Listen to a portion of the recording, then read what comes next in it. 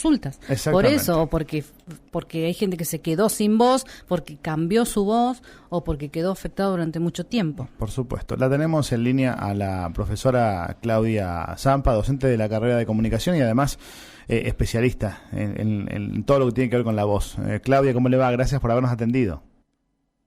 Hola, buenas tardes, ¿cómo andan? Bien. Un Bien. placer y gracias a ustedes por invitarme Por a favor. participar. Bueno, muchas gracias.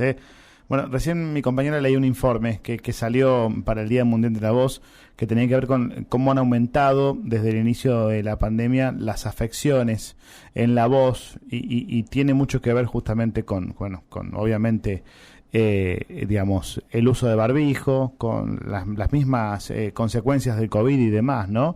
¿Se ha notado Sí, eso? sí, se ha notado, digamos, porque la verdad que el barbijo, si bien es bueno para determinadas cosas, no es tan bueno para nuestra voz, ¿no? Ujú. Y en especial para las personas bueno, que tienen que usar la voz como herramienta de trabajo.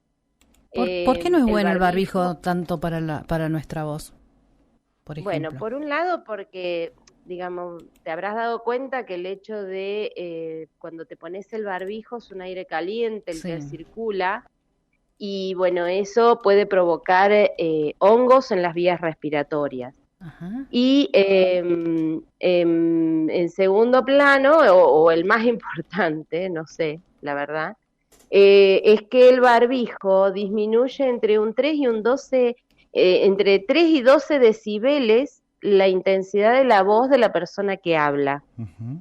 Entonces, para uno hacerse escuchar a la misma intensidad de la cual está acostumbrado a hablar, eleva la intensidad y la eleva haciendo esfuerzo, Ujú. ¿sí? Y ahí es donde nos está perjudicando aún más.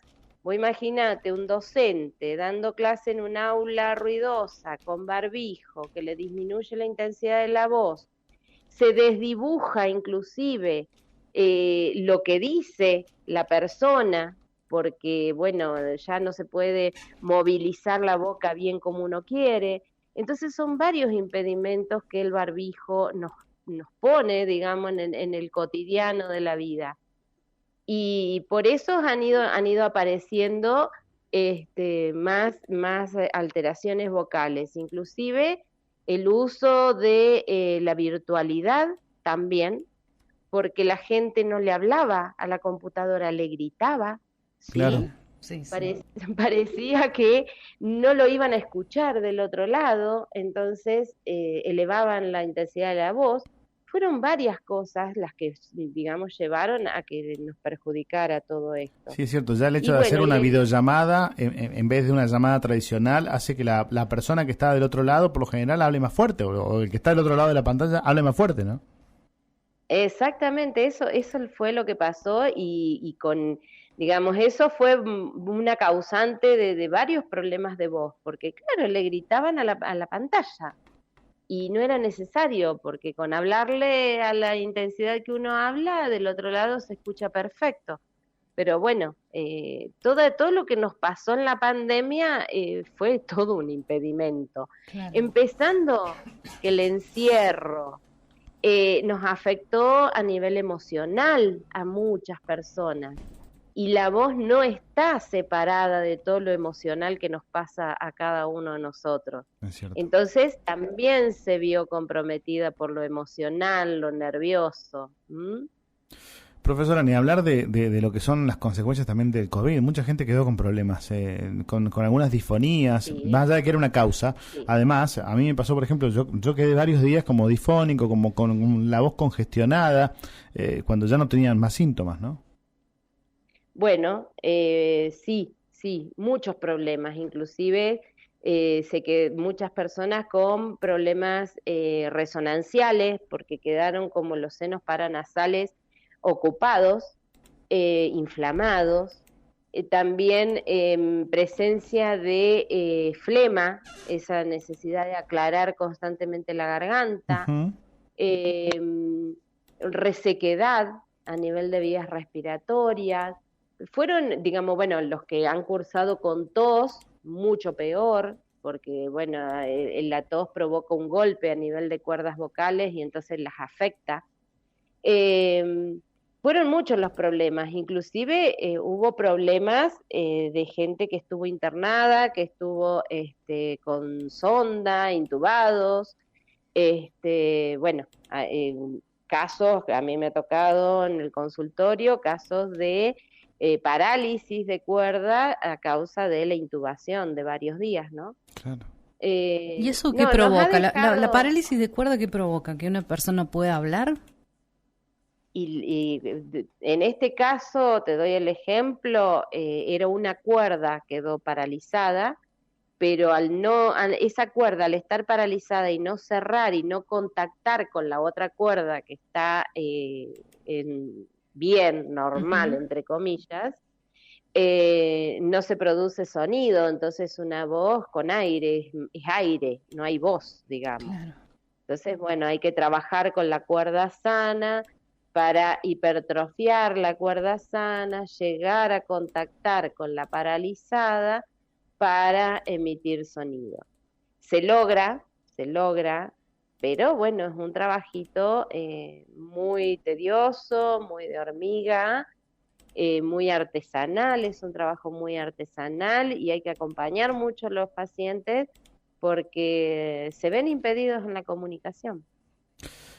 Por lo general, más allá de los comunicadores y los que estamos atrás de un micrófono y demás, ¿no? No cuidamos en general la voz, ¿no? Nadie, porque como nacemos con la voz, creemos que nunca la vamos a perder.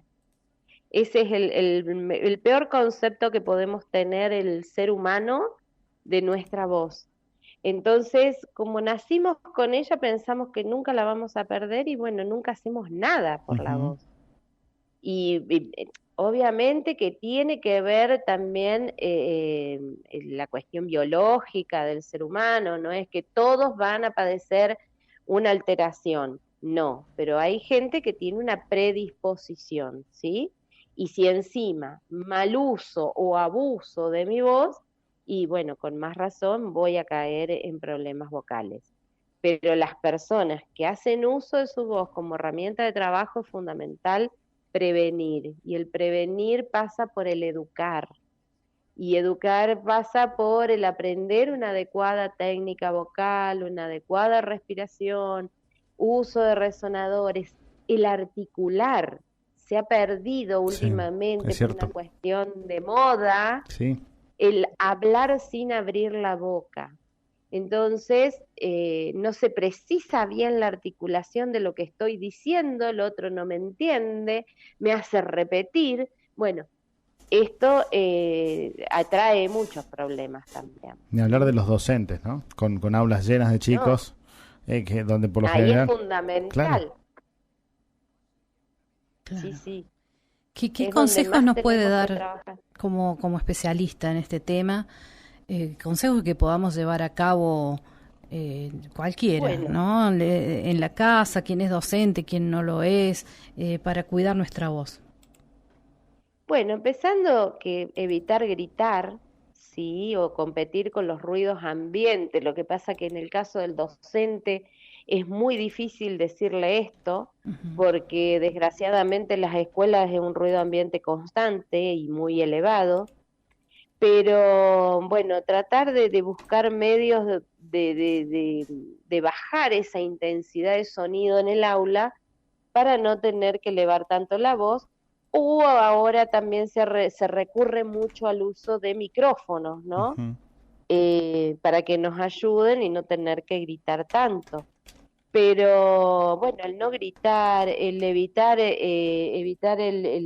digamos, los choques de clima, si estoy en un clima calentito, no salir afuera sin abrigarme, o viceversa, no tomar bebidas muy frías, evitar todo lo que es muy condimentado, las bebidas alcohólicas o colas que producen reflujo, ese reflujo provoca flema y esa flema provoca el aclarar la garganta constantemente y es un golpe en las cuerdas vocales.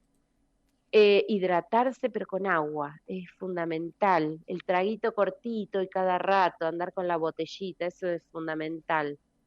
Y después, bueno, los que trabajan con la voz deberían una vez al año hacer una consulta con el médico otorrinolaringólogo para ver en qué condiciones están sus cuerdas y, bueno, si es necesario hacer un pequeño tratamiento, un pequeño seguimiento para equilibrar lo que esté alterado en ese momento. Y las personas que en algún momento sufren de disfonía, la disfonía no puede estar más de 7 a 10 días.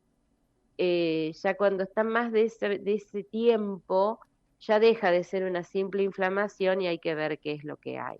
Claro. Y también evitar cuando uno está con un proceso inflamatorio, seguir hablando, el hablar rápido, a una velocidad muy rápida, es darse tiempo a respirar, ¿no? Obviamente. Buenos consejos. Esos son... Claudia, vamos a llevar a cabo. Sí. Que son difíciles. Vamos a tratar porque creo que acá estamos todos en falta. Es difícil llevarlos a cabo, Sí, claro. yo sé que es difícil, no es fácil. Claudia, Pero le agradecemos muchísimo que nos haya atendido, que nos haya dado estos consejos, que nos haya informado, porque por ahí muchos también tenemos información errónea sobre este tema, así que cuidar la voz es muy importante, así que muchas gracias. No, por favor, gracias a ustedes. Buenas tardes. Sí, acá estoy para cuando me necesiten. Muchísimas gracias. Chao, Hasta luego. Hablamos con Claudia Zampa, docente de la Universidad Nacional de San Luis y además